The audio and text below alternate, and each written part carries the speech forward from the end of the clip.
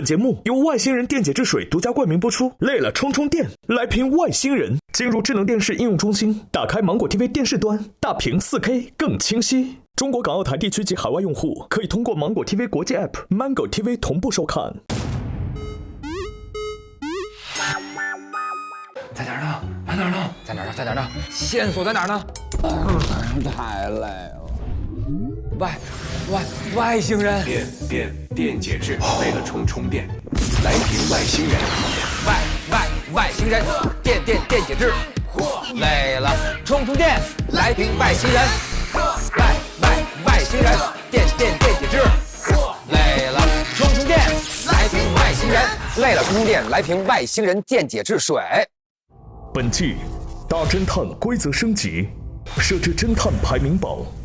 每期由代理会长根据游戏结果发放由外星人电解质水提供的侦探徽章，玩家根据徽章数量进行排位，最终侦探排名前4的玩家将获得本季名侦探俱乐部闪耀侦探称号。侦探徽章结算规则如下：单期投凶时，侦探可在2轮各投出1票，共计2票，其余玩家可在第2轮各投出1票。若检举凶手成功，投票正确的玩家各获得1枚徽章。侦探若2轮都投对，则额外获得1枚徽章。若检举凶手失败，则真凶获得6枚徽章。此外，每期将由内投选出1名 MVP 玩家，代理会长与玩家每人可投1票。MVP 玩家将额外获得1枚徽章。代理会长作为侦探排名发起人，不参与最终排名。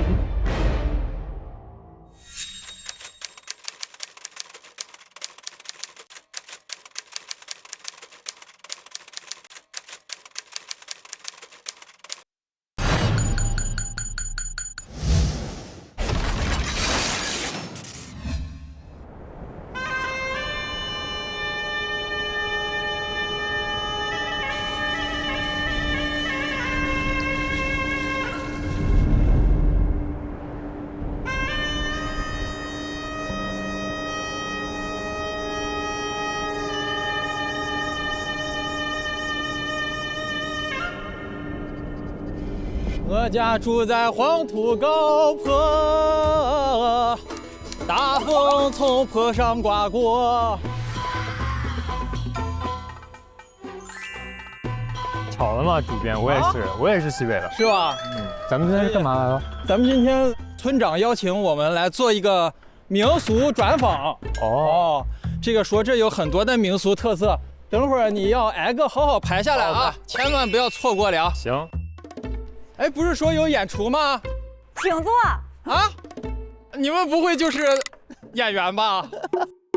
演员。怎么了？不配吗？你们就拿那么小个机器就拍呀？我现在表演欲都没有。我们这回是微单。这是做 vlog 是吧？vlog。来，坐。那我们开始了。好。欢迎来到我的家乡横店王村。这大到处都是大洋水洋。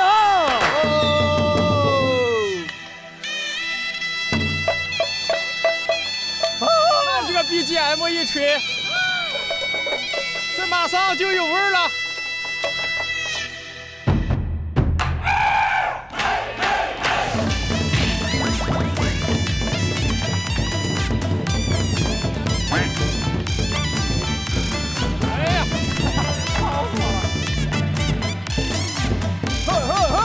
喜庆！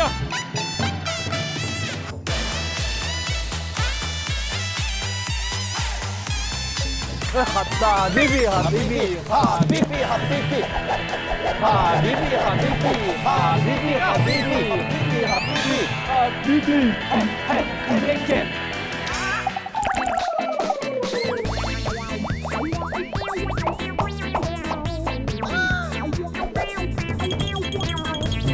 快给特写，挨个给特写啊！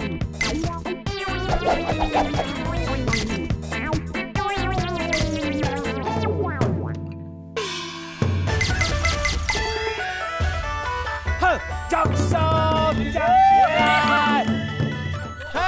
太棒了，太棒了，太棒了！哇，如此精彩的表演，我似乎曾经见过，但是上次好像是在东边，这回是在西边。西边，西边。哎呀，欢迎二位，欢迎欢迎欢迎！我听说你们这儿的有一个叫善财陶俑，是，非常的出名。哎，非常。能不能让我亲眼见一下啊？来，您这边来，您来。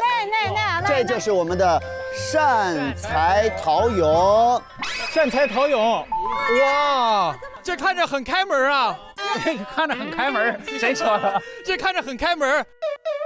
啊，我的个神呐，怎么这么多碎石头啊？啥呀这是？我的个神呐！哎，这鞋也很开门啊！哦，有鞋是要。哎，等一下，别拍了啊！这么劲爆的素材，只有我能拍啊，都别拍了。这怎么感觉好像有一个工作人员啊？不是，这里还有个头呢。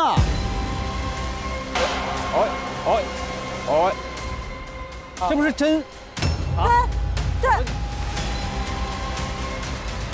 你想说的是真皮运动鞋是吧？这是真皮运动鞋吧？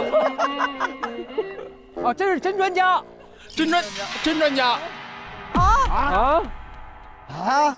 真专家，这是在做什么项目啊？这是食疗，食疗，有一种那种按摩把肌肉给它起来了。真专家，这就是药补不如食补是吧？除湿排汗，来，除湿排汗。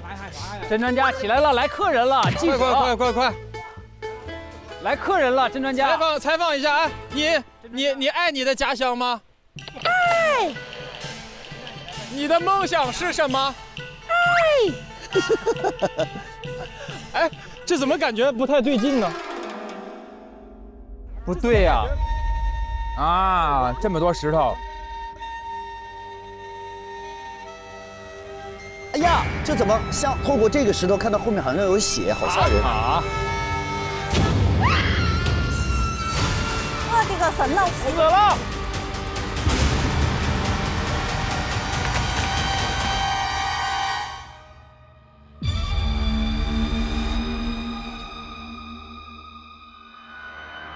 哎，你们去过一个地方叫做马耳他吗？没去过。马耳他，你带点情绪，你多少这话里带点情绪。啊，没去过，怎么了？我感觉没去过马耳他，怎么不能玩了吗？那个地方的仙人掌吧比较特别，都有果。你们这儿的仙人掌有没有果？我看看。哦，哇，哎，你们这儿的仙人掌没有果，但是你们这儿的仙人掌有点 DNA。我的眼睛就是尺。王蒙老师。洞察所有小案子。小案子。我就是《每日一报》的新闻编辑，我叫魏新闻。然后魏新闻，我的眼睛就是尺。我是实习生啊，对，这是我的实习生助理。我叫涛实习。涛实习。因为我跟涛啊是刚来到盲村，所以我们互相为证，没有作案的时间和可能性。然后我也是这个附近的兼职侦探，所以今天就由我来为大家破案。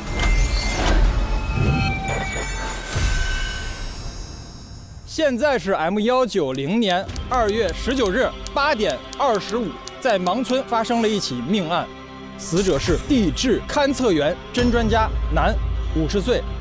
死者在盲山被发现时被碎石掩埋，死者初步判定为遭受石头重击而亡，死亡时间不明。因为你们声称认识死者，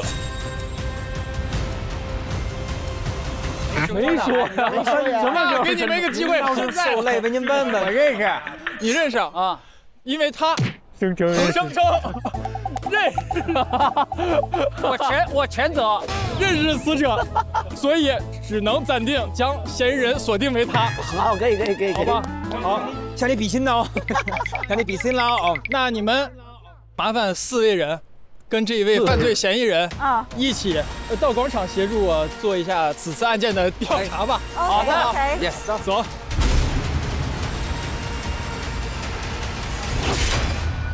从我旁边这位开始介绍一下自己。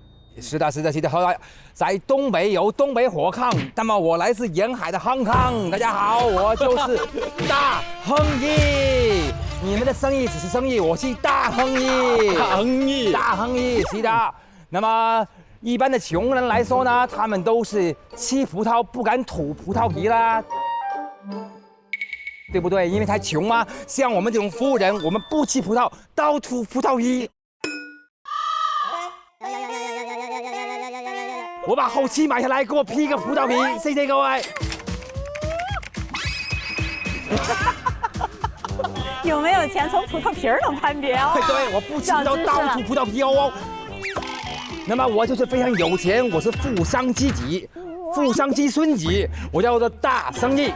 富三代是不是？富三代啊，这就是很有钱，这位很有钱。非常有钱啦。啊，那下一位呢？挖个坑，埋点土，数个1、2、3、4、5，能吃苦不怕累，地质勘探我最会。啊，我就是地质勘探员，我叫新头宝，专门做地质勘探工作的。勘探这片山呢，哦，刚挖出破了，再来一次，太早了，对不起，再打。刚挖出了几个波，又连现了西汉货，奇珍异宝怎么打就那么多？哎，老孙一棒，真的不是？那儿呢？别叫我呀，我富商之孙子。我叫合眼晶晶，有一双火眼金睛。哎，我的直播让人目不转睛，被我的眼睛电到那是人之常情。哇！我呢最常被问到的一句话就是尊都假都。尊都假都，因为我是一个专门鉴别古玩的名主播。真都假都。你是在文音上那位？啊，对，文音上我拿过最佳新主播。文音哦，鉴宝了。对。我是可爱又迷人的反派角色，邙山灭霸。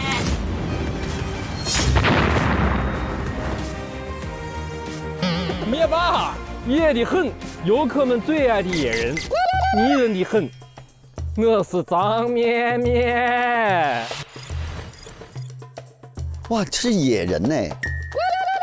哎，与其各位在城里当牛马，不如来扫我的2维码，来选择一个你们最喜欢的拍照姿势。我就是此地的著名的网红。洪斌，你把那个女孩搁在那里头，要吃她那个是心呐，这叫痴心妄想啊！真是恶鸟，痴心妄想，这好大的野心，一个野，一个心，叫比心，好大的野心，野心，他俩 CP 呀。好，那下一位到我了吗？哎呀，哇塞，压力，压力！邙山一日游开团喽！又在纠结了吗？噼里啪嚓，冲！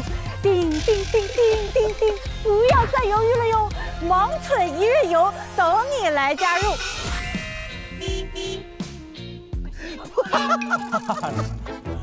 No， 你那个呦就已经够了，呦。对，大家好，我是邢杆儿，我是这里的一个地陪，也是民宿的老板。欢迎大家来我们这里来旅游。哦，你们应该不一定全都是邙村人吧？啊不，那来说说你们来邙村干什么？我不是邙村人，我来邙村是观光的。观光，我听得懂。观光的又要。我不是本地人，你也不是啊？我们都一样。到底哪人啊？我是来地质勘探的。啊，勘探的。观光。哦，你来工作的？对啊，他是来观光的。观光的。下一位。我也不是邙村的，我是来这看善财陶俑的。哦，咩，我是本地的。啊，我是被观光的，被观光的。我是土生土长，脑袋观光的。那你俩就是老乡。对，老乡。老乡啊，好。你们和死者的关系，以及最后一次看见死者是什么时候？那么不熟啊，我跟死者不熟，那么不熟。最后一次，那么我看到死者是在昨天晚上的21:00分。那么那个时候我出门去民宿餐厅找你喝的，结果我发现这位死者就是正背着一个背包出了门。什么？背包出了门，那么他往南山的方向去了。他疯了的。那么这就是我标准的沿海口音啦，对不对？你哎，我再让你说一遍，你能说一模一样吗？我和死者不熟。最后一次我见到他的时候是在21:00分啊，我看到他背着背包出门了。他背着包包，背着包包出门了，往南山的方向去了。南山的方向，邙山的方向，山的方向去了。邙山啊，好 ，OK。我跟死者是同事，啊，都是搞地质勘探的吗？都被这个口音啦。也是这。我最后一次见他是在晚上吃饭的时候啊，6点呢，在那个餐厅啊。完蛋了，这集会了，这集买会员的费了，钱白花了，全白花了。哎呀，没事，给大家听听1级甲等的声音。我与死者不熟，是偶熟不熟。我于昨晚18:00分，也就是晚上6点，在餐厅见过死者。哦，集回票价了。没有关系啊，有字幕啊，大家看注意看字幕。积木老师很想洗啊。OK， 下一位咩咩，同上啊。同上啊，跟死者不熟啊，我没有口音可以用，只能用这个声音了。这个人听上去身体很虚啦，身体很虚啊。我跟死者没有见过没？一整天都没见过。这昨天没见过没？最后一位老板是我的客人，昨天晚上见他在餐厅18点。哎，18点，我也在餐厅。那也是哦，他们都在餐厅。对，然后晚上吃完饭，吃完饭就完了。就看他在餐厅。好，那我们就分头搜证。行，谁怀疑谁就去搜谁。好，这样我感觉带着仇恨搜，会搜到关键性证据，是吧？走，好嘞，就走吧。走啦，急了。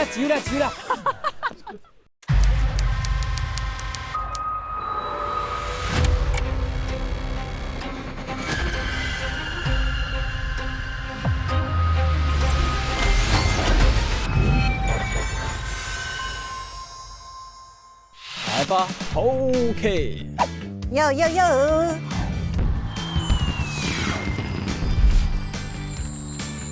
外星人电解质，请一起来一瓶外星人电解质水冲电。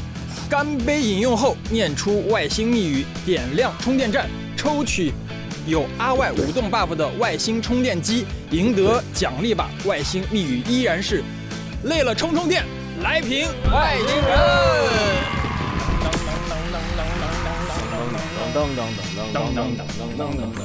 噔，来开拿，然后让若云最后一个抽，我最后一个。哎，咱们去拿吧。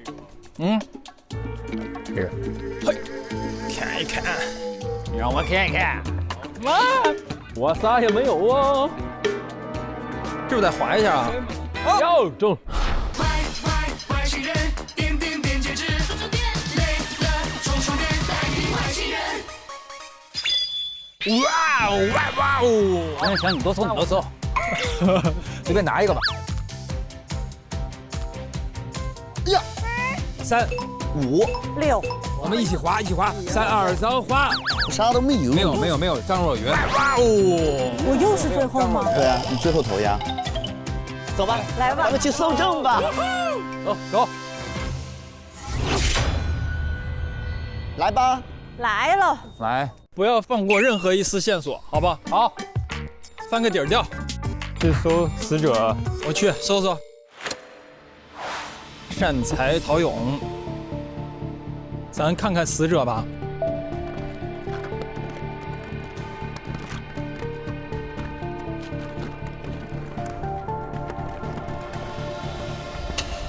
他手上是有血。哦，这边也有。啊，这属于擦伤吧？看看包里有什么。哇！小型炸药，爆炸范围2米。炸药包啊，这就是传说中的。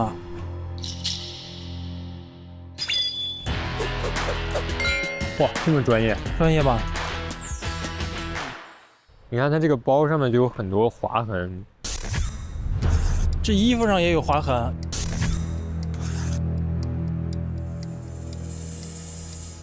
那这不对呀、石头砸，怎么还会有这么多划痕啊？是啊，有道理。我看这个伤口有不规则的，敢不敢拔出来看看？不太像一个石头。啊？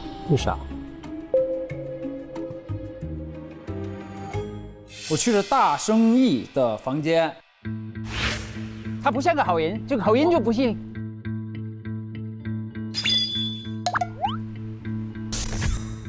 小小举动，大大改变。想你的风还是吹到了邙山，保护环境，人人有责。他是一个爱保护环境、捡垃圾这么一个小人儿。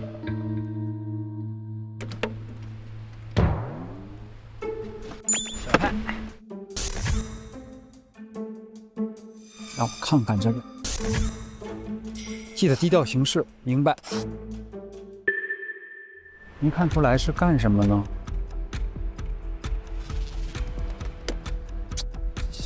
小玩意儿不疼不痒的，这小信息。心肝儿啊，看看我们心肝儿有什么东西啊？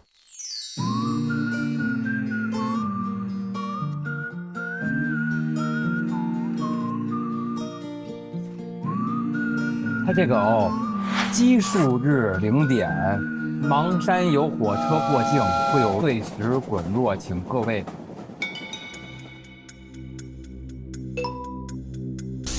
邙山密地挖宝敌人，民宿人气榜第1名。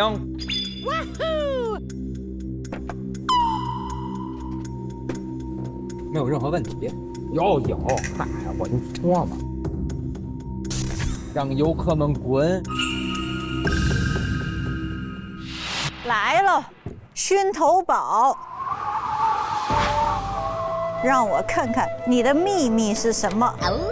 这个柜子里8成是有东西的。哦，柜子里还有箱子。哦，箱子没有。哦，空箱子，是我小看你了。啊，氯化铁溶液干嘛的？那再看看这帽子下边。哈。太聪明了吧！这个是个什么地图吗？它有地图也很正常。地质勘探我最会。这是什么？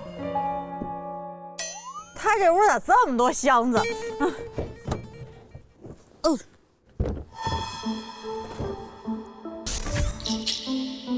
探测用的。嗨，嗨。挖沙子的望远镜、探照灯，这干嘛呢？直播的吗？又一箱子，这屋除了箱子就是箱子。是有密码吗？哎呀，完了，这就不好弄了，它有密码。这个先稍等片刻，现在没有密码的线索。张咩咩，我来了。起猛了，在邙山看见野人，与其当都市牛马，不如扫下2维码。哎，我想扫一下耶，它这个什么东西啊？扫一下，这是个啥呢？啊？为啥呀？哎，心肝儿，哎，为什么我去扫张咩咩的2维码，扫了的时候是给钱啊？对呀，因为它是我的一个景点啊。这是什么产业链？有点意思。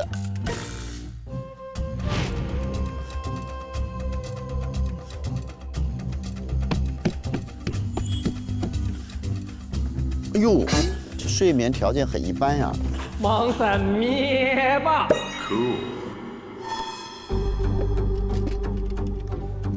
空的。藏哪儿了？是藏这么好的吗？咪咪，这是什么意思啊？这是一个羊的路线图吗？我欢迎何燕进京，他的普通话这么标准，这里面一定有蹊跷咩？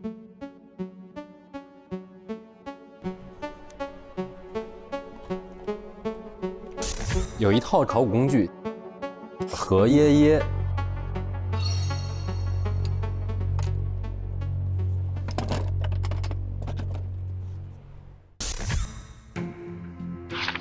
自行演变。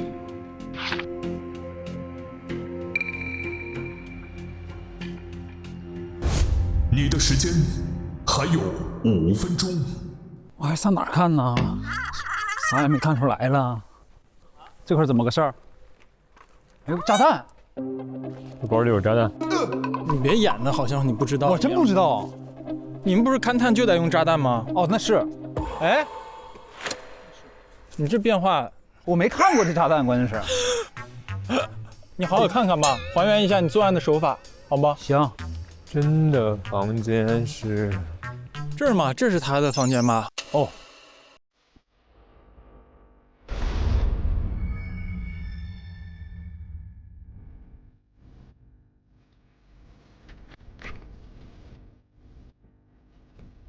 哦，这是信号加密器。要密码。信号加密器什么意思？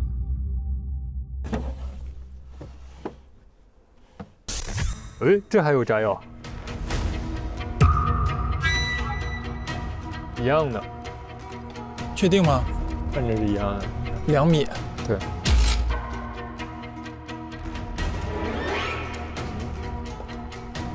你看吧，这些都没拿，罗盘和锤子。还有罗盘，他去山上，他什么都不带，就背一小包。对啊。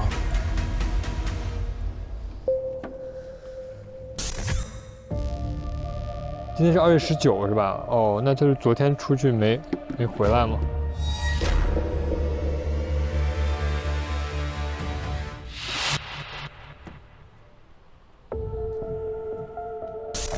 原来在西北。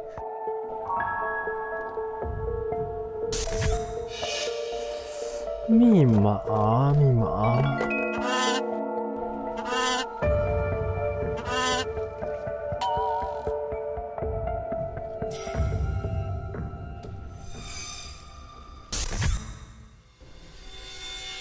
照片儿。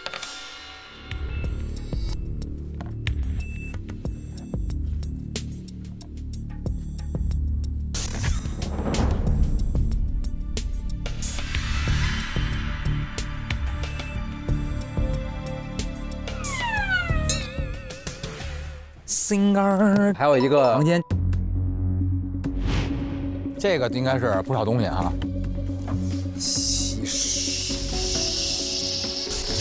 有做陶器的，哎呦，掉了，这是他自己做的，这是他自个儿画的腹肌。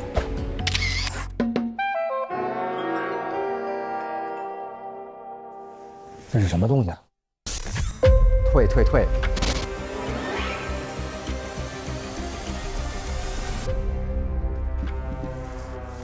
哦，有东西来了，这是什么草？个饼，滇公饼，使用时不分人畜，起效后人畜不分，一口滇，2口狂，3口咣咣撞大墙。这个袋子里面还有一些红色的那种残渣，所以是这些是这个饼吗？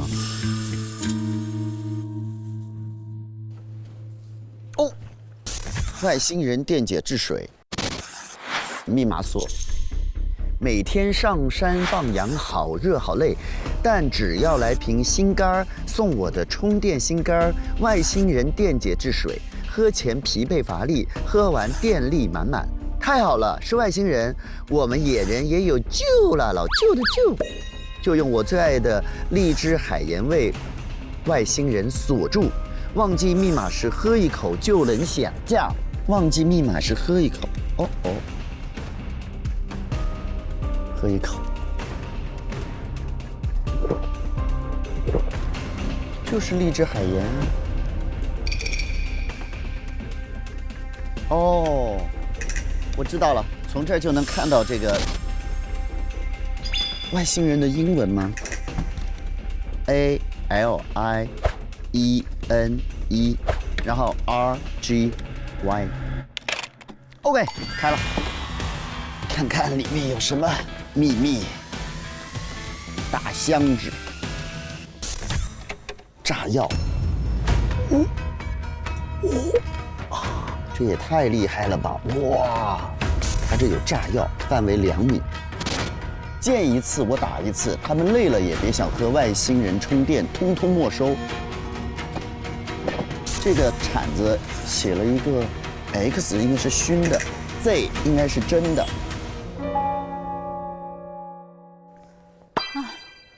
这里有一个电脑，哎，钱已经打过去了，记得收。什么钱？何大师图腾所在的山在哪里？这难道是河？心肝儿，你东西太少了。哎，我这有个密码，你能解开吗？当然不行。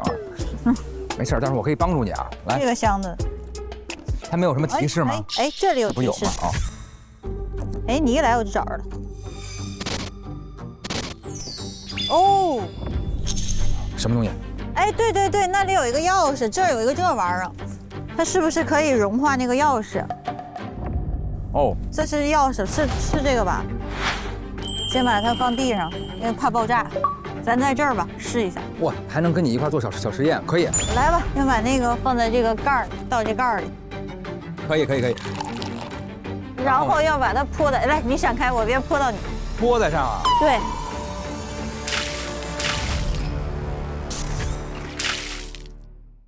哦，哇，可以啊。这852701可以啊！哇，还可以这样，高级了哦。8522，这边是701，可以，对吧？1，走。呀，感谢你的帮忙。有什么好玩的吗？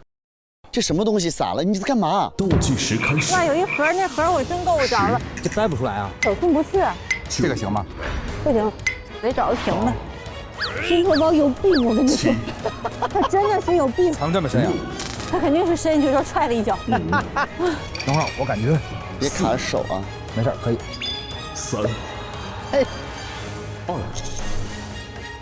1，空的。有病！有病吧，那半天。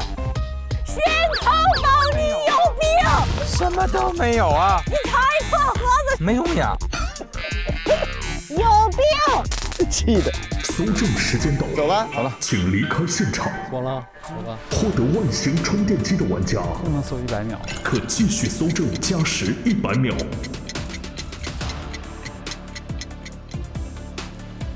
扫描尸体，发给我朋友，让他看看，他具体的死因是什么。这为什么有2种颜色的石头啊？这2种颜色的石头有什么区别呢？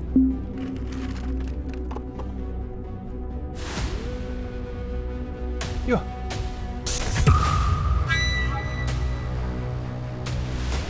这石头就是凶器啊！搜证时间到，请玩家离开现场。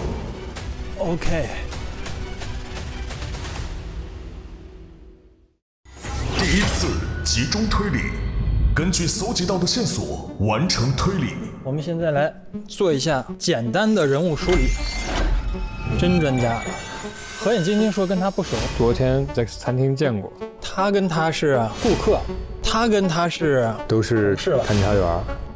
他们说是勘察员，但实际上好像搞的是那种打着那个正规旗号，对，然后去做一些见不得人的勾当。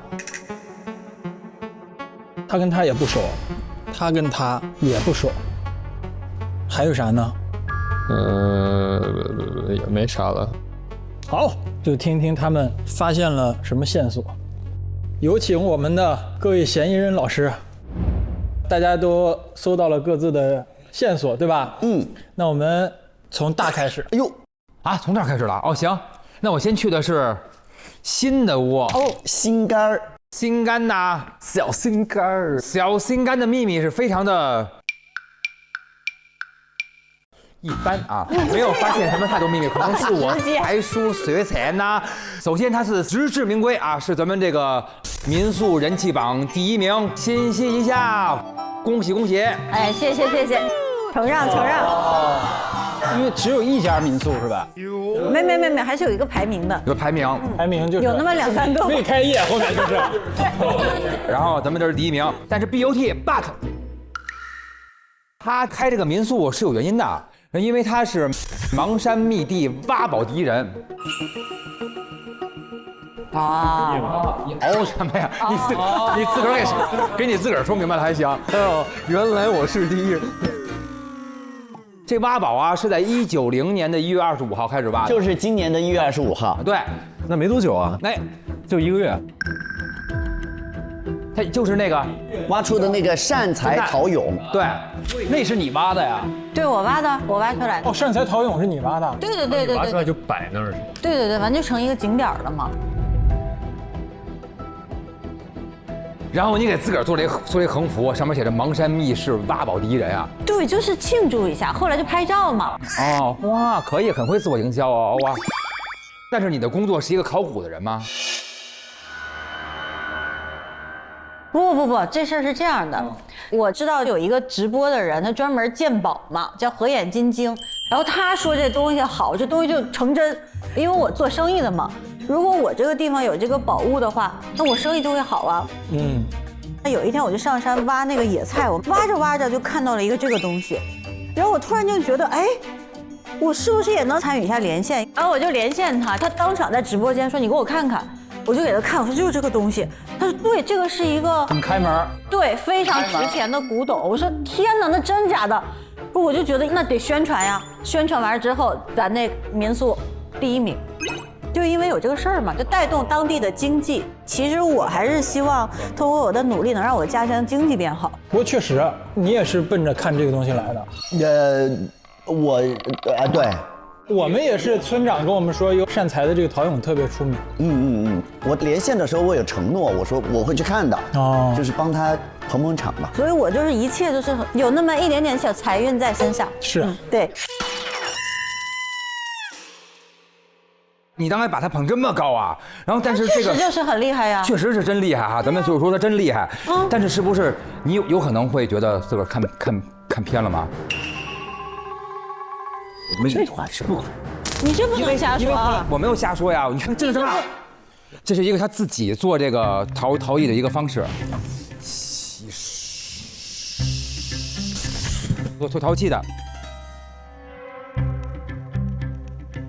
这还有一个电动式速干窑箱，就是他自己好像能仿这个，对。你说我吗？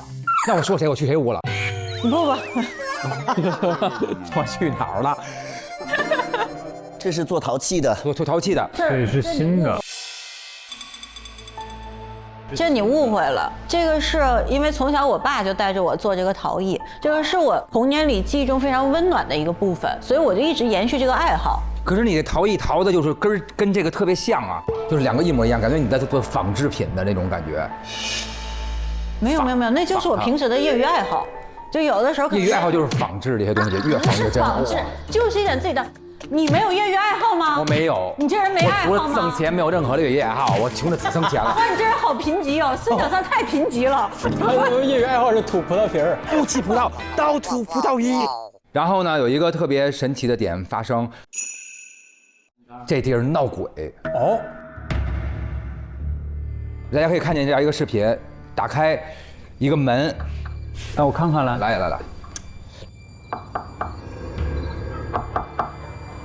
打开一个门之后，女生的笑声，这个红色的鬼，绿色的光，红色的鬼。哎呀妈呀！哎呀妈呀！是谁拍的呀？就是在他的手机里看见的。这不会是一个旅游项目吧？两位，我最近真的我心情特别不好的一个原因是什么呢？就是我其实致力于家乡嘛，但是最近突然间就是做民宿闹鬼，我不知道是惹了谁了啊。你觉得是有竞争对手故意黑化你是吧？我不知道，但我总觉得哪里不对嘛，就是很奇怪。有一个那个旅客嘛，他就看到了，就传我酒店里有这个鬼，然后他还抓到了这个视频，然后还发给了我。但是我也不知道，我这么长时间我都没有遇到过。我也看见这样的一个状况。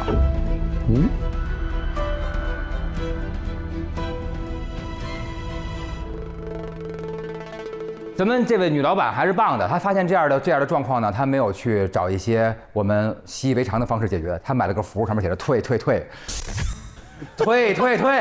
这还不习以为常？习以为常，我们应该去用科学的角度去判断这个事儿，她就是直接用这个土方法哈，退。因为我找了一个比较能帮助我的大师，他就说贴上，反正就能就是有一些帮助。有效果吗？镇住了吗？至今生意还没有好转，不知道呀，因为大家听到这个传言之后都不来了。我本来是第1名，现在我的订单全退了。不是你25号生意才开始好转的，不到1个月就经历了这么多。你说话不要这么夹枪带棒，也不要把这个时间算得这么血淋淋，好不好？我现在还有巨额的债务，我要给人家付医药费，还有巨额债务。对，哎，你看，说到咱们这个巨额债务就来了，是在这个芒市第1医院的书包。对，可以，我已经摸到手机了，我已经摸到了手机。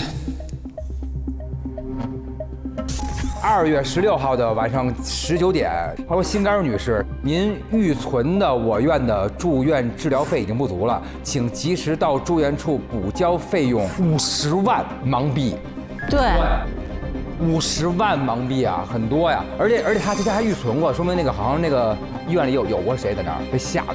你的意思是治了好多人？这个事儿是这样的，有晚上被鬼吓的，还有白天被山羊撞的在山上。那跟你有什么关系啊？这因为吧，我挖出来陶俑之后呢，就来的人就特别多，然后我突然间有一天就听说，就是我们村爆火了一个山上的野人。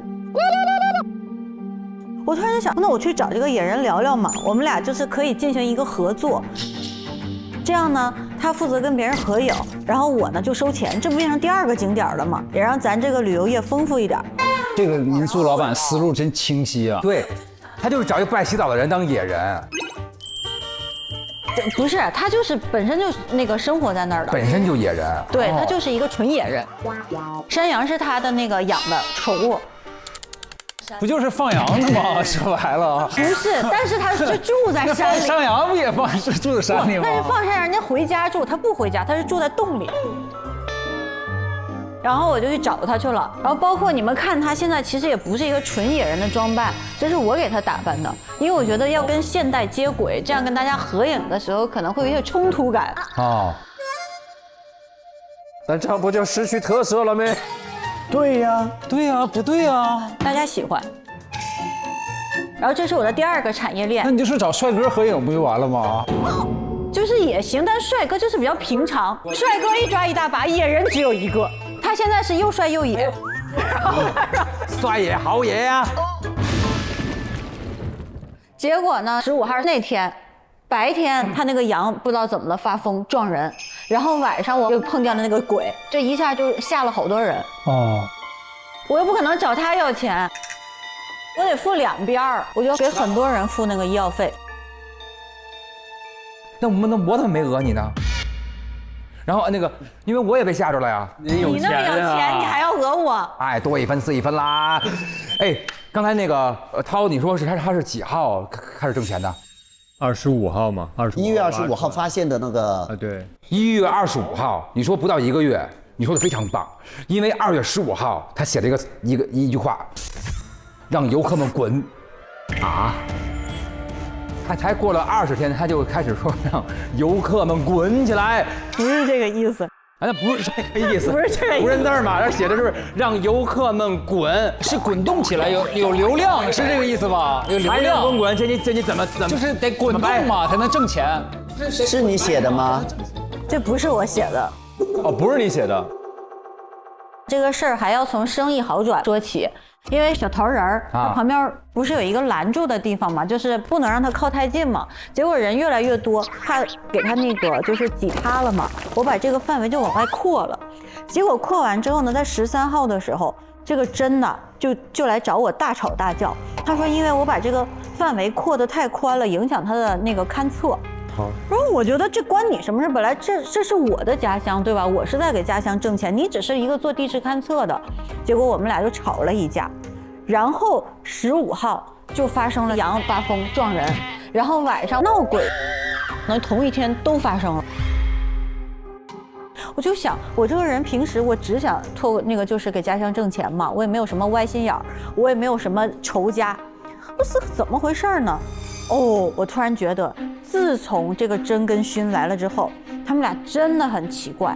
因为他住在我的民宿里，他从来不让我们去打扫房间。那天晚上我就想，不行，一定有蹊跷。我就拿着酒店的备用钥匙，我就进了真的房间，没去你那儿，还没去你那儿，我就去了真的房间。我一进去之后就看到了那张纸，就是说让游客滚。哦，是他的。对，然后我就把它撕下来拿回来了。我就觉得肯定有蹊跷这件事情。哎，他们是啥时候来的呀？就是勋跟真。2月9号，进他房间撕日历是2月17号。明白了。所以说可以说就是出于某种原因，真不希望这个小镇有很多游客。对，对。然后呢，就是有一个温馨提示，跟今天死者有关系了啊。就是说这个温馨提示，这是一个山洞，反正有火车出来，然后在奇数日的0点，邙山有火车过境，届时会有碎石滚落。奇数日，对，隔一天来一次，偶数日不开火车。奇数日的0点。对，您可以看它这个画旁边就是它那个所谓那个塑像，还有那个等于说就正好砸针。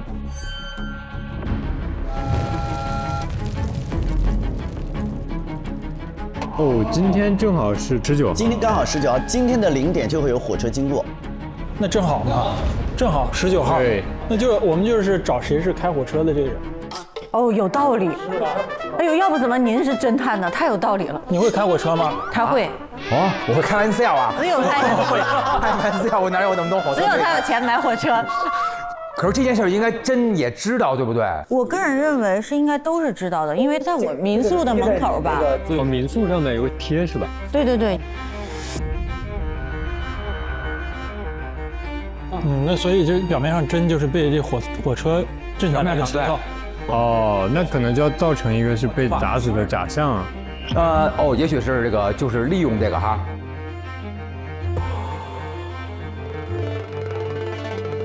这就是我看见他所有的这个信息啊，所以他杀鸡就跟他的生意一样，真的很少，是不是？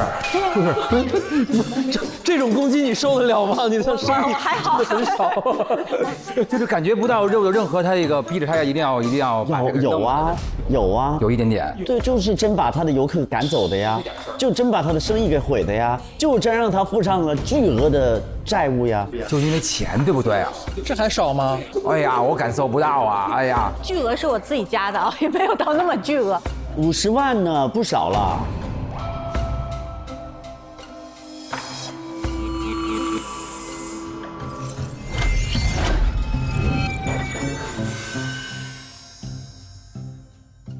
那接下来一位是张咩咩，张咩咩，咩咩咩，我去的是河眼金睛的房间。火眼金睛。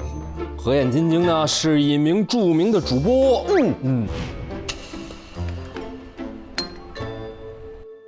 他在189年本音年度盛典的最佳新主播。最佳新主播。哎，然后有一段颁奖词是说他的。刚挖出了几个波，又连线了个稀罕货。奇珍异宝怎么它就这么多？史也讲过，贼也抓过，播出个星光大道，宽又阔。恭喜河眼金睛荣获年度最佳新主播奖。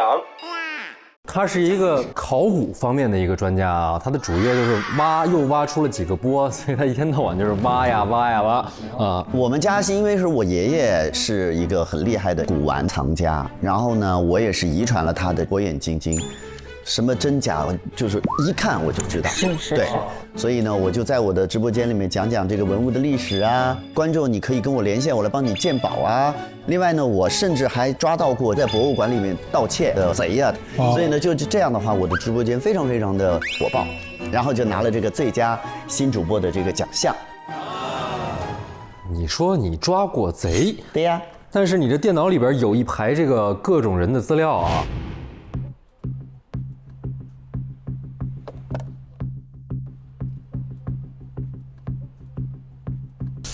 前几个就是窃贼、准新娘、富二代、外国人啊，这几个打开了之后，我们看的就是说这个合法的影片吧？对，不是那个，就打开就跟那个演员的简历似的，就是窃贼，他的名字就叫切贼，然后他的履历是在各种的影视作品里边演贼。哦，找了托剧本安排。流量不是那么随随便便来的，话题也不是每天都能够遇上的。那是骗来的吗？不是骗来，你的成功不无道理。你要给自己的直播间产生内容，是，重点是能够给宝宝们提供有趣的话题。如果你每天坐在家里等呢，那你的直播间你就没有努力过。你们说剧本也可以，你比如说。战争期间，从我们芒国掠走这个宝物的甲国人，这就是我请那个外国演员给我扮演的。还有就是鉴定男方给的彩礼，结果发现是假货，这样的苦情新娘、准新娘。哦。还有就是重金悬赏丢失的传家宝的富二代，我要早认识您，我就找您演了。哎，对吧？哦，我不用演，我本身就是啊。包括那个盗窃的时候跟我连线的那个贼，那个也是我想的一个桥段，非常受欢迎。他是个纯骗子。他可能开辟了新赛道，因为他有2个新的文件夹，这回不是演员了。他写的标题是直播挖宝，然后这里面打开，一个是咱们这个善财陶俑的照片，另外一个是心肝的自拍。这个前面那都是演员档案啊，是明摆着说我找人演这个东西。这回是不是可能遇到个真东西了？真爱啊！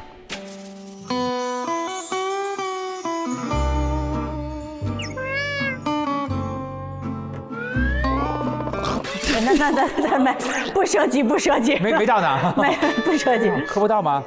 是今年的1月份，叫心肝的一个网友私信我这个照片，说他就是在他们家芒山挖出了这么一个善财陶俑，然后呢还附上了他的照片，他就想要跟我连线，那我就答应了跟他连线。对，我发照片是我连线，我得让他知道确切我长什么样，别连错了。所以他到底他那东西是不是真的呀？今天这件事情呢是这样的，就其实他已经把它挖出来了，得给我看了。但是呢，为了能够让这个整个的直播会更有内容，也更有这种沉浸感，所以我们就有一个叫直播挖宝的这么一个计划，就是让他在我们的直播里面挖出来之后，我就眼睛瞪大了，哇，挖到宝了。就是说你要先让他再埋回去，然后再演一遍，装一下嘛，对啊，总得有点那个是抓嘛，要个过程。I know， 我们想要有一个过程。直播嘛，这万一出啥事儿呢，对吧？哦，那请问我在您的趴里边扮演什么角色呢？这野人惊天动地，然后放了一张我的照片啊。就是我来到这个邙山之后啊，我发现这里是一个素材宝库。这个地方太有意思了，什么都有，什么都有。它不但有这个善财陶俑啊，有美丽的老板娘，然后这里居然还有野人。这个我真的是非常惊喜，就我就拍了它，我就把它当做我的素材，就是跟大家分享。哦，那个点击量非常高，大家就因为这个时候就赶到邙山。哦，对，难怪他有一天就突然爆火，然后就去找他了。是我呀，我把它直播出去了。天哪，你帮了我2次，感谢感谢。那当然了。然后在他的车里边找到一个盒子，里边有一套完整的考古工具，写的何爷爷。应该是爷爷啊，对，何爷爷。何爷爷著作了一本书，是各类的古代的这个文物的图鉴，有辨别玉器的、瓷器的、服装的、青铜器的，自行演变的，就是古代到现在的那个字体，字体。然后这个可能对文物会有帮助啊。世家，可以，还是说明有研究是吧？不是说明他是有点真学识的。对。那我跟你确认一下，就是你的能力是真的，对不对？我的能力是真的，就是你看真假物品的，我非常真。只不过那个没有施展空间，就得搞点剧本。对，一个是没有施展空间，另外一个有的时候真真假假，我也会根据这个情况。然后它的后备箱有一个密码锁，写着叫“原来在西北”。所以他其实可能在找一个东西，找了很久了，然后他现在才发现这个东西原来在西北。那可能是一个东西，也可能是一个地方，因为它这里面它的整个密码是关于这一排照片的，有很北方的冰河的地方，也有这些南方的竹林啊、西南地区，也有一些江南的这个东西，然后大概有4张跟西北有关的风景，其中有一张照片是这样的，我觉得这个景色很特别。桃心啊，心形湖，心形湖，哦，心肝，这说的就是心吧？这有点像蓝洞啊。哎，这个蓝洞它在哪儿呢？它在哪儿？去一趟吧，要不然。明天订票走起吧。哎呀。这是一个湖吗？对，心形湖。其实这个照片在刚才已经出现过了啊，在您刚才的分享当中，是不是你穿那身衣服后边的景啊？哎，你很棒，但不对，不对哦，你看，但是你棒，瞎说，就说后边风景。你再翻翻，你刚才分享过的是不是？你寄给他的照片后边的风景。啊，新的自拍。啊，你看看。你对不知道去哪儿了？赶快说吧。这无非就是我一张照片，想让他知道我长啥样。那你去这地儿，你知道这个有新湖啊？这就是邙山的一个湖。对，我就是拍照啊。哦，他可能不是对人感兴趣，他不是对那个陶俑感兴趣，他是对一个湖感兴趣。对。哦，所以你来找这个景。盒子打开之后，里边是有一段对景色的描述写在侧面的。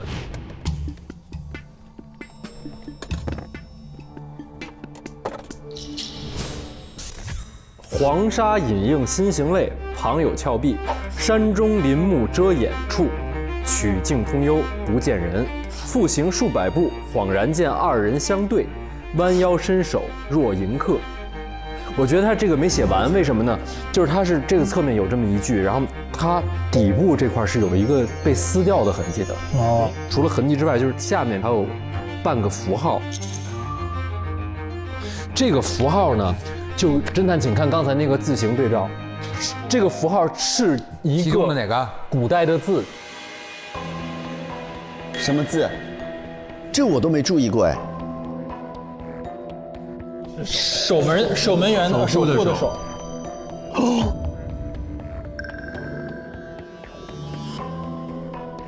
不知道啥意思啊？我不知道啊。那这盒子是你爷爷留给我祖传的啊？给你的时候就只剩这半边。对。是这样的，30年前呢，我爷爷离家外出，但是就再也没有回来过。哦。然后那个时候刚好是在打仗，所以呢，很多人家呢就把他们家的一些文物存在我爷爷的文物铺子里面。可是爷爷走了之后呢，这些东西也不翼而飞。过了不久呢，这些东西居然在甲国展出了。所以外面的人就都说我爷爷把这些文物私自带出国了，卖给了甲国人，然后就跑路了。但是呢，我知道我爷爷肯定不会是这样的人，他只留下了一个破旧的箱子，里面东西有一些找文物的器具，还有就是那本他整理的那个册子，以及这首诗。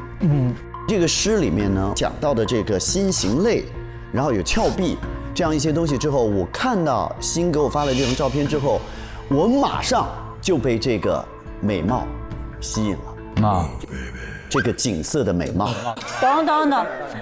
等，我就觉得这个地方可能就是我爷爷写的那个地方，然后这个地方可能能有我爷爷的消息，所以我就来了。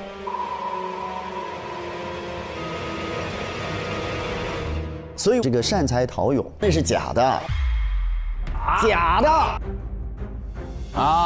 我其实是想要来寻找爷爷的下落，同时也想还我爷爷一个清白。来了之后我就发现，什么峭壁呀，什么林木遮掩呐，什么曲径通幽啊，什么这些，我就觉得这个地方应该我找对了。你的爷爷30年前不见了，对，我的爸爸30年前不见了。那你们应该怎么论？你的爸爸是他爷爷，那就这么算到辈儿上来说，那是你是他妈妈，很像吧？你俩多大了都？我35。我35。那不对呀，我俩同岁。那没准啊，就是说人类奇迹嘛，不能是他妈妈，那不就是那个？他俩同岁，就肯定不能是了。最后一个很难讲，在那个他驾驶座的那个下边发现的，手机屏幕也碎了。朋友们，你们看，这么晚了，这个人在山上鬼鬼祟祟的在干什么？拍什么拍？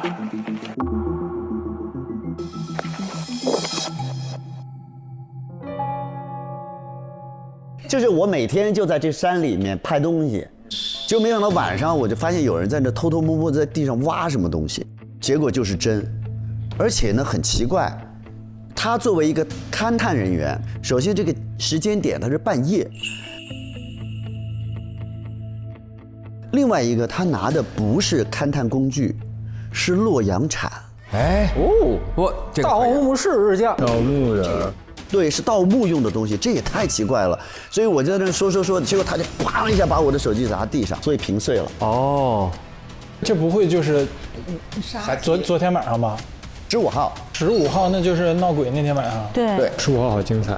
那就是不是真闹鬼？那肯定那是个女鬼，因为他上山挖东西去了嘛。这肯定是他安排的吧？他的那个稳音账号被举报了，然后举报成功了，账号给封了。16号我的账号突然被多次举报，封了号了。我心里怀疑是，我觉得他怕我把拍的这个东西放到这个网上去，因为我现在的这个账号很火嘛。那他们怎么一举报就能把你封了呢？你也没，你架不住一直举报一直举报啊！这个人有恒心，不是没啥杀机啊，感觉大家都好像没有。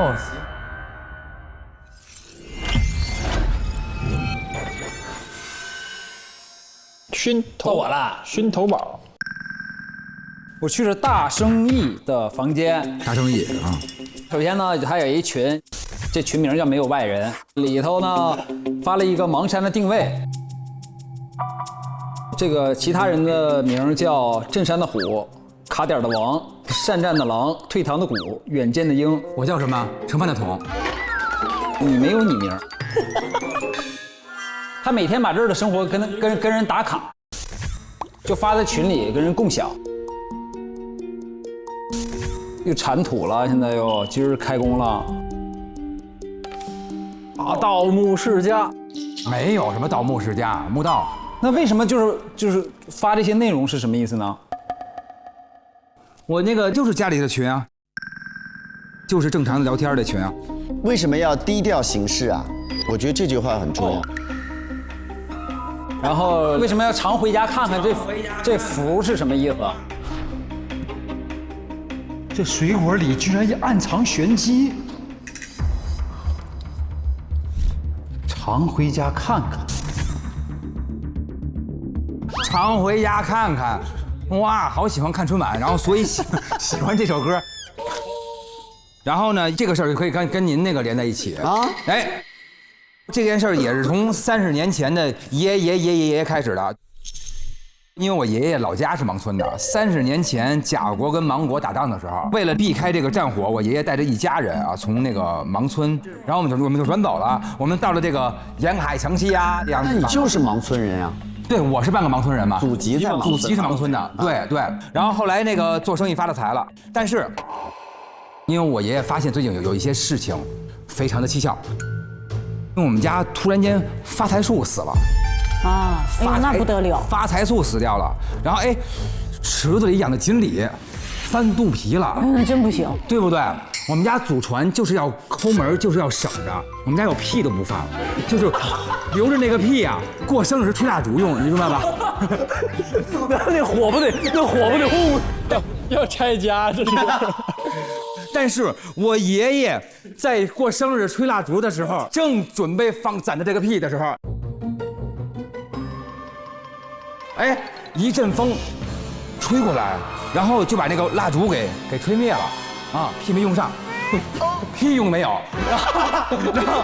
然后就急了，我爷爷说不行，有大事不妙，大事不妙，他就请了这个贾大师，赶紧找出怎么办呀，然后上面写了一个常回家看看。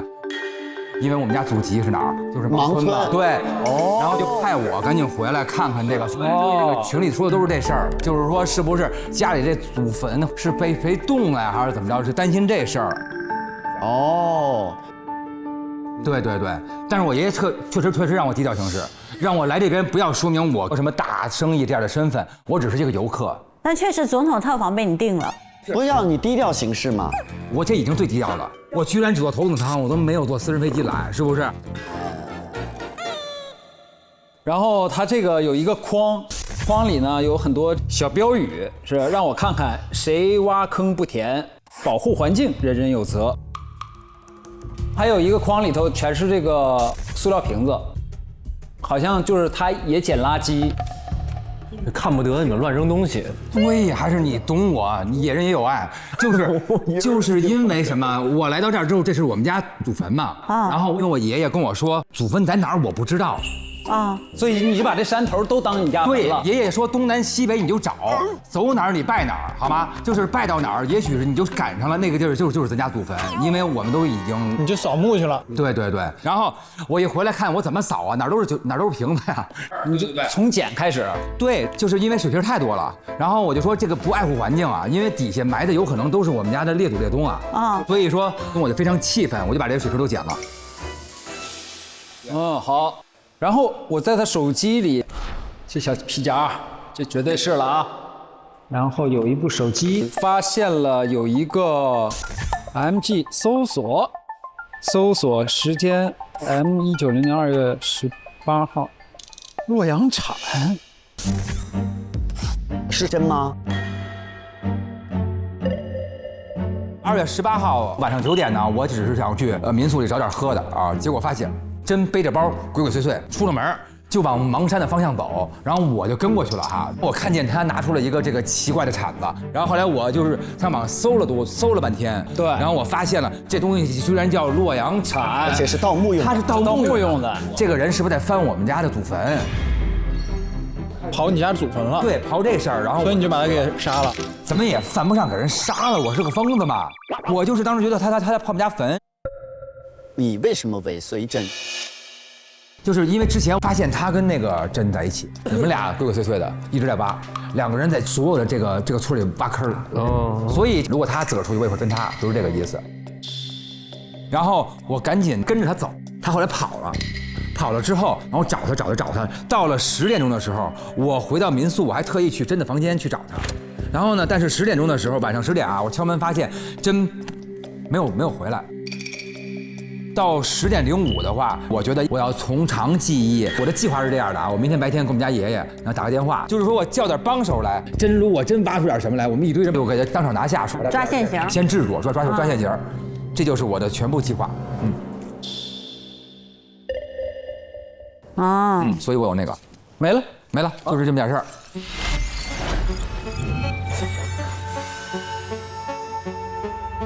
下一位合眼晶晶。好的，我去了咩咩的房间，我觉得张咩咩的这个空间会改变整个故事的走向。首先呢，他的那个房间里有一个很大的兽皮，上面画了一个羊的图腾，背面呢就有一点像这种地图或者是把戏儿，也有点像年轮，然后里面有很多咩咩，很多羊，请问这是啥呀？年轮。谁的年轮？你在记录你多少岁吗？30年前，我因为某种原因，我开始记说，就是这是30年前开始记录的。因为我从这30年一直是自己一个人生活在山上，然后整个这个螺旋其实是这30年我自己的生命的旅程。这是代表这个羊的成长，还是不同的羊在不同的时候出现了？不同的羊，12只，一共12只。然后呢，他这个住的这个山洞附近呢，就有他的拍照的宣传语：奇猛啦，在莽山看见野人啦，与其当都市牛马，不如扫下2维码，即可 get 野人老师同框抽象打卡照。然后我就非常感兴趣的扫了一下这个2维码，扫进去直接是付钱给辛格尔。我发掘的他呀。我是他经纪人呢，开玩笑。你没聊过分成什么类似的？你单纯什么叫分成？什么叫分层？不知道，他不知道。他给你什么呢？我养了很多羊嘛，他给我找饲料，然后我把那个羊奶带给他的民宿去。咩咩，我觉得是一个特别奇怪的人，就是30年前来到这儿。然后一直在过野人的生活，直到这一段时间。但是你也不知道你出生在哪儿，你不一定是外地来的，是吧？不知道。他呀，还是发现了跟死者有关系的东西。他有一个箱子，密码锁好了，里面打开了之后，有2套爆炸范围2米的小型炸药。他会使用炸药啊？所以呢，死者不见得是被火车过山洞震下来的石头砸的也有可能是人为的去进行了一些轰炸。然后还有2个洛阳铲，一个写着熏，一个写着真。那写的是 X， 怎么是熏呢？那不是，那是谁呀？那也有可能是辛，是不是？对啊，辛啊！我还有这本事。那 Z 有可能是张。这是怎么回事啊？2月13号的0点，我半夜就被震动吵醒了，就我觉得那个震动要比正常的震动强烈好多，我就去看看到底什么情况。结果没想到就在我们家附近，就邙山西侧，我那个地上被炸了一个洞。然后又新住所了，这样就给开了个新房，给你弄新家呢吗？你还弄新家，是不是？变成2室1厅了，是吧？好人啊！不是，然后我就守在那个洞口，我看洞里边一会儿是什么情况嘛，然后我就看到2个人像地鼠一样钻出来了，就一个是真，一个是熏。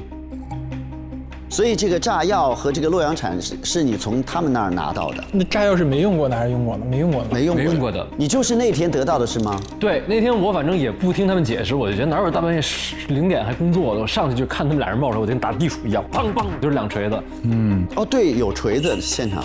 我就把他们的作案工具给没收了，就是以此来警告他们不要来搞事儿了。你知道那是炸药？我不知道那是什么东西，我只知道那是他们作案的工具。他知道那个东西会把山炸成一个洞。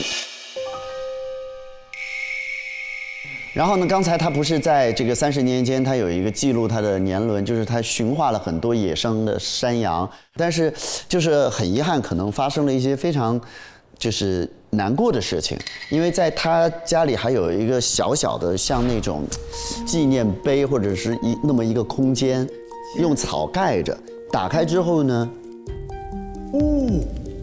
全部都是小羊的这种标本也好，还是说玩偶还是什么，笑咩咩、乐咩咩、快咩咩、悦咩咩，每一个羊上面都挂了他们自己的名字。这个不是玩偶，也不是标本，这就是我的家人啊。那这是活着的还是死了的？所有的咩咩的生命都停滞在了190年，就是今年。都死？为什么都一起死了呢？今年的2月15号，我在善财陶俑附近放羊的时候，我的羊突然就疯了。就他就冲进这个游客堆里边横冲直撞，这就是15号那天，不是星星说白天羊撞人，晚上就闹鬼吗？对，所以我就亲眼看着我这些亲人，我这7个就陪了我这么多年的咩咩们，就撞得头破血流，把自己撞死了。然后后面我用毛毡去重新做了我想起的他们生前的样子。然后呢，我觉得他应该找到这个原因了，就是在他家里呢，有一个筐里面有一些塑料袋，里面是饲料。这个饲料里面呢，有一些奇怪的红色的，好像是一块块的饼下面的东西。然后呢，就找到了这个原包装，这个饼叫做滇公饼。这个袋子里面还有一些残渣和这个饲料里面的这个是一模一样的红色的那种饼。滇公饼的使用方式是使用时不分人畜，起效后人畜不分。1口颠，2口狂，3口哐哐撞大墙啊！就等于他的羊被人下了毒了，颠药了，下了滇公饼了。就是我18号，我想起今天又是我给新的民宿送羊奶的日子，我就拉着就是我的羊生前最后的一批奶，然后我就下山到这个民宿来找金，然后正好我到民宿的时候，我就看真在出门，他就要扔一个饼干，我说你别扔了嘛，你不吃我吃，我都快饿晕了，我就抢过来，我就把它吃了。对，我吃完了之后呢，哎呦，您猜怎么着？被抢过来一吃疯了，我就颠了，然后我就开始不受控制，然后看见东西我就想撞，我直到撞到一个树，然后又滚到这个臭水沟里边，然后昏倒过去。但我醒来之后我就很奇怪，这些行为就跟我的羊是一样的呀。然后这时候我就摸到自己口袋里边那个饼的包装，滇公饼。那我就怀疑这事儿跟我的羊有关系，然后我就赶紧回去检查饲料，我的羊临死前吃的饲料，发现里边就撒满了这个滇公饼的碎屑。果然呢。我就不明白为什么真要让我的羊发疯，因为他要让游客们离开这里嘛。啊，这个杀鸡大。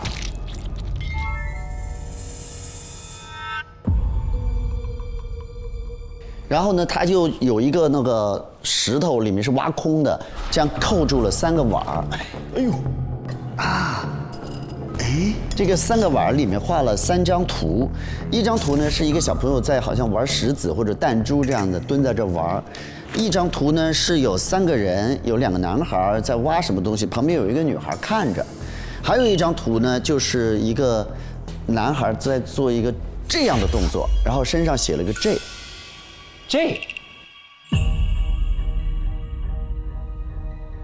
也是这，是这样的吗？啥？哦，寻宝正常哦，哪有这个？你在翻看那个饼干的时候，那饼干里面有没有？你注意看饼干的这个卡片上有个水印，也有这样。哦，有啊，正中间。哦，对，哇，也有这，不知道是不是假国还是什么？这是我仅剩的记忆。其实我只有30年的记忆，这是这30年在以前我非常模糊的3个画面。我自己也不知道它是什么意思，就是其中一个是打弹珠，然后这个画面是什么呢？就是一个胸口有 J 的人，就是他最后把我，他推的你，他推的我，然后另外一个画面是2男1女在挖什么东西，对，2男1女啊，下面就是急转直下，故事走向另外一个地方。还有啊，好期待！有个巨大的石头，他的房间里面。哎呦，这是一块石碑耶。然后翻过来之后，上面是一个鬼市屋的说明：此湖名为虫湖，深不见底，水流怪异。相传在雪夜之夜，坠入虫湖死亡之人，若留有心结，湖神将赐予此人一次重生的机会，身体修复，但容貌改变；青春永驻，但记忆缺失。30年前，我因为某种原因，所以他是重生了。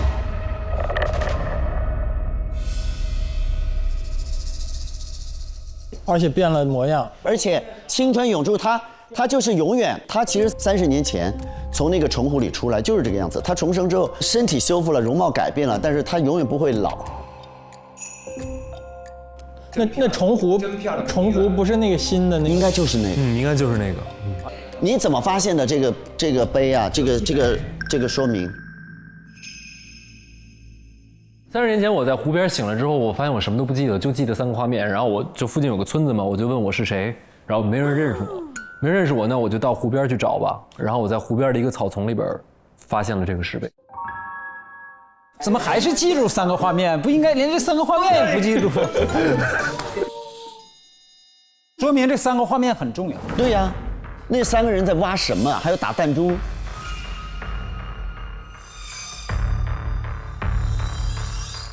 背对着我打弹珠的小孩，不就会是你吧？啊？谁？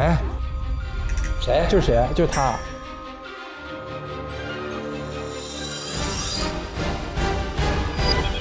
哎，你跟这儿有什么关系啊？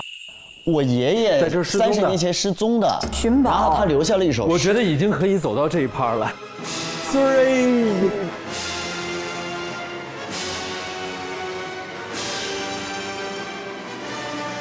那如果不是，你待会儿还给我一下。这便宜先占着，这先占着。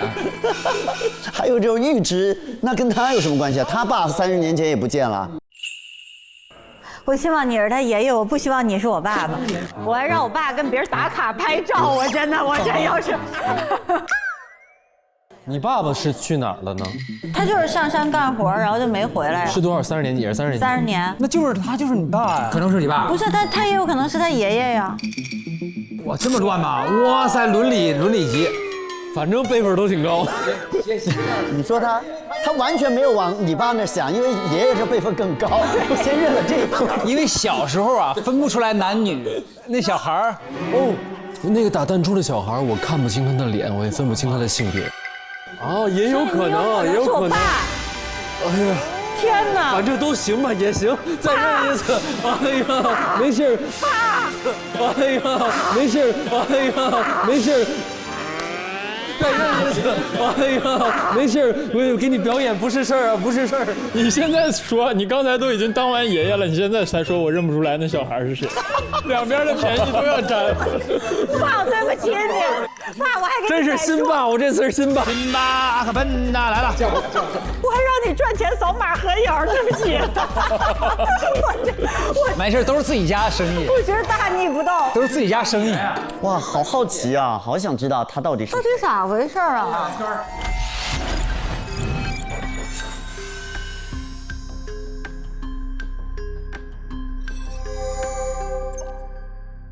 接下来肝儿分享。对，到你了。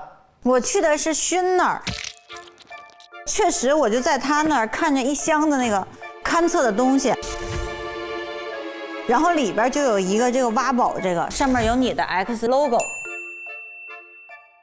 洛阳铲，这个我不知道它是洛阳铲。我吧，我就是真的助理，这工具都是真发的。他告诉我，我们白天呢就用正常的探测工具，晚上他说这是晚上专用的，白天用白的，晚上用黑的。我不懂。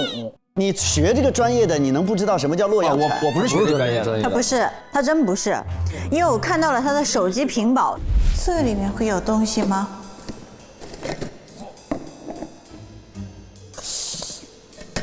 这个怎么塞进去的？这是怎么塞进去的？哇塞！自从有了这个自己藏东西，大家都疯了。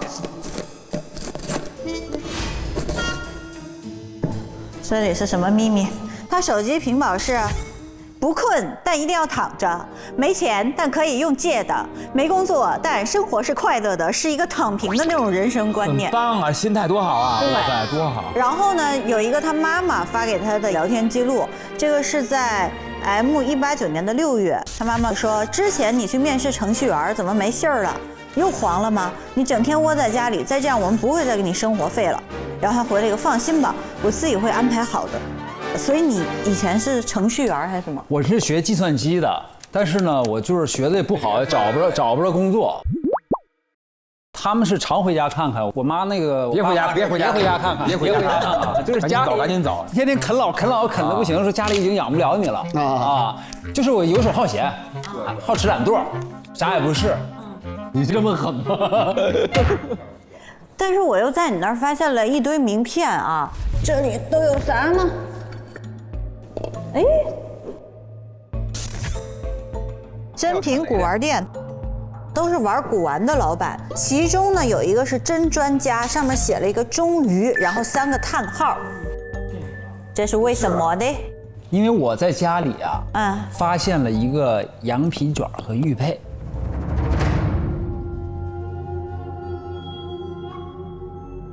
然后是这个东西吗？你的羊皮卷是这个吗？对，这是我的羊皮卷。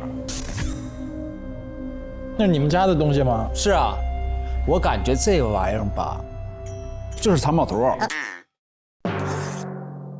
因为我是完全不懂这些的嘛，得找着一个懂行的，能看懂的这个。然后在 M190年的2月1号，我就找到了真专家。我一开始先给他看了玉佩，然后他说你得告诉我更多信息，我就能帮你找着这地方。没有办法，我就只能把羊皮卷给他看了。他说哎，这个地方就在盲村。他说去那儿特别危险，然后也那个道也不好走什么的，然后也比较难找。要不然这样，你雇我。所以我是雇佣了他，跟我一起找。他在这个山上确定了7个地方，要挖洞。他说白天咱们就装一个勘探人员，晚上咱们就用这晚上这个就是赶紧挖呀挖。真的房间里面有一个盲家园真品古玩店的顾客登记表，就是在盲家园找的他。然后最下面是熏头堡在2月1号的时候去咨询，后面备注写的是等待鉴定结果，需2次回访。然后他自己在下面写了一行小字儿，说图腾远古宝墓终于找到了。它那个上面有一个那个 logo， 就是那个手，对，就是这个玉佩的标啊。但这个我不知道，他就是要来找宝墓的。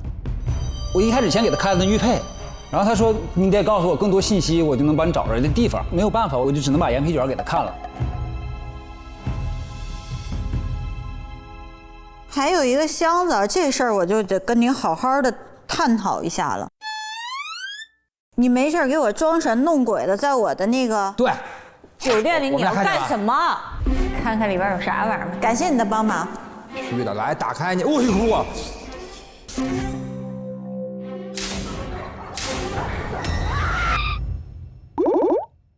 对，你个红衣女鬼，你有毛病啊！不是你呀，不是，我招你惹你了。我很着急要找着这宝藏，我们天天在这挖洞，你这游客一来，它影响挖洞，所以我们就等于晚上呢，他去挖洞，我晚上装鬼吓唬人，我先把游客都吓唬跑。然后你这里还有一个什么，一个高什么吹那个哨，就吹那哨吧，就是它是一个低频的哨，人听不见这哨声，狗能听见，是不是？对，狗一听这事儿，狗开始呼呼叫，就是氛围组，造成这个就是一个氛围，就是把咱们这个空拖出来。你看看他爸，我们起到了一定效果，确实少了不少游客。对呀，我那一个在医院待着，会吸引过来另外一波游客。其实特别适合咱俩可以做一个直播什么。哎，你俩还真有联系，还别在这儿装啊！我都看到了你俩的邮件往来。这个人发的是叫一觉醒来发大财。哦，那个是你啊！上面有一个他刚才那个羊皮卷儿，还有一个这个玉佩的图。然后什么好的钱已经打过去了，记得查收。咋回事？就是吧，他告诉我有7个地方嘛，现在挖了几个了，也不见东西。我是有点起疑心了，我觉得他可能骗我了，所以我就把它发给了他。因为知道他也是个鉴宝专家嘛，我说看看关于这个宝藏的东西是不是在邙山，结果你告诉我是在邙山，所以我就知道他没骗我是前天17号的时候收到了一个匿名的邮件，发来了一个藏宝图和一个玉佩的照片。我一看这个图上有那个星形湖，我就跟他说了是在邙山，然后收了他一点咨询费。我爸在这儿辛辛苦苦拍照挣钱，你们这东一下西一下的。还可以，我满地儿找祖坟，他随处挖我坟。你说这地儿我，那你说他要是找准了，不是一下就挖好？他技术也不行啊。就有一个盒儿藏的贼深，我们费了老大劲儿才把你这盒儿给你找出来。这感觉是那个装玉佩的一个空的。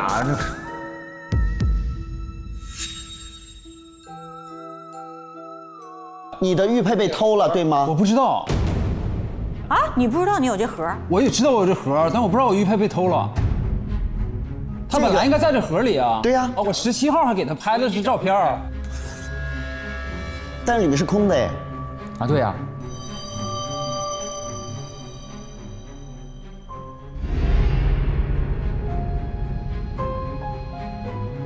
你为啥要杀他呢？他不是帮你挖吗？对，我跟他没有矛盾啊。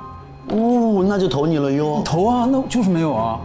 他就是这么横啊！现在你就是觉得他骗你，对吧？他没骗我。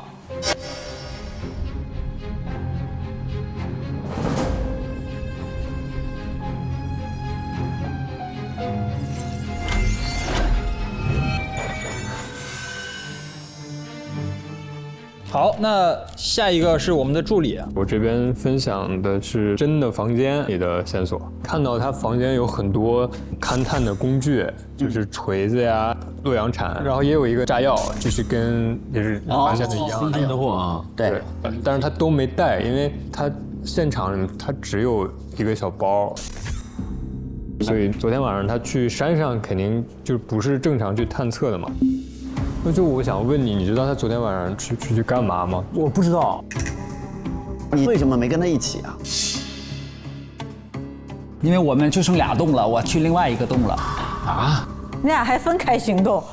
我晚上10点半拿着工具前往南边山涧小路去挖洞，凌晨3点左右，实在挖不动了，就用枯枝和碎石掩盖了洞口，回房间睡觉了。你并不确认这个洞里没东西。对。那你们就是分开行动的时候也没有再碰过面？没有。然后就是看到那个日历停留在2月18号，昨天嘛。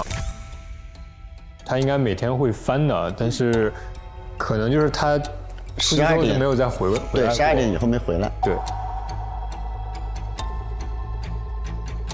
然后还有一个叫《寻宝记》的本儿，然后里面有2页，每一页有几个宝贝，有一个叫后台玉壶的，写了个以上交，打了个勾，右下角就是有 J 的那个符号，我们刚才判断是甲国。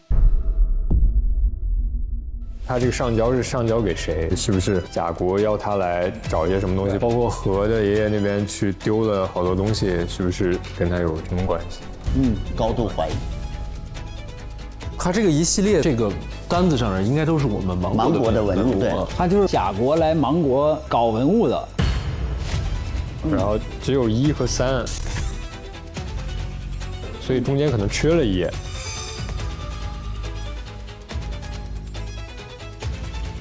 还在他的抽屉里面发现了一个信号加密器，是需要密码打开的，但现在打不开。这是不是他跟贾国联络的一种方式啊？哦，对，应该是。等于他的这些信号，哪怕被捕获了，别人也读不懂。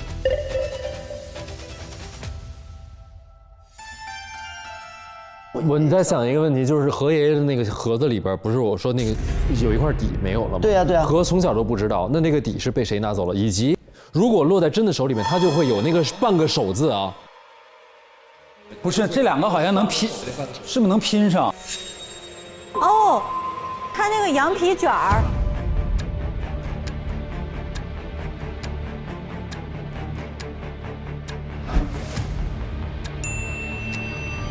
能拼上，能拼上是羊皮卷，是不是？那就是一个人拿了图，一个人拿了字儿。哦，对，这图是一个大概的地方，但这个字儿是一个具体的地方。对，对。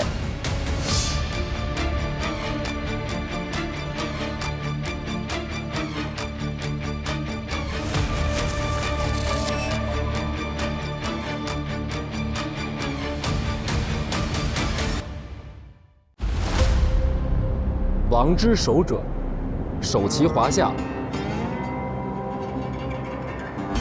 9点40，他回来过。照片10点10分发的，11点30分真回去给贾国发了信息。他要找当年的这个小队。黄沙隐映心行泪，旁有峭壁，山中林木遮掩处。当年知道这个地方有几个人？除了我爷爷，还有一批人，但是同一个时间。30年前，音讯全无。我的脑子所以我爷爷在哪儿呢？30年，你爷这还不死啊？认祖归宗是吧？复行数百步，恍然见2人相对。哎呦，这里还有什么不为人知的秘密？凶手想好在里边埋伏。那凶手怎么知道他还会回来呢？玉佩现在在哪里？真正的宝藏在里边。不会这下面还有密室吧？守护的不是家族墓地，是古老的文明。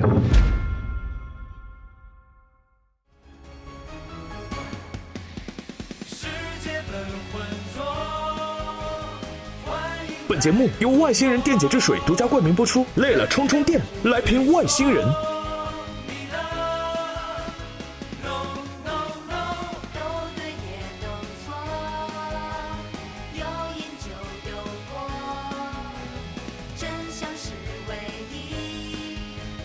更多精彩内容尽在新浪娱乐微博综艺、新浪综艺。上微博关注大侦探官微，解锁更多节目惊喜福利和独家互动。上微博搜索话题大侦探，并参与讨论，和微博侦探团一起在线高能探案。短视频特别合作平台抖音，内容合作平台小红书，短视频合作平台快手，特别合作中国邮政、同程旅行、百度 App、百度百科、醒图。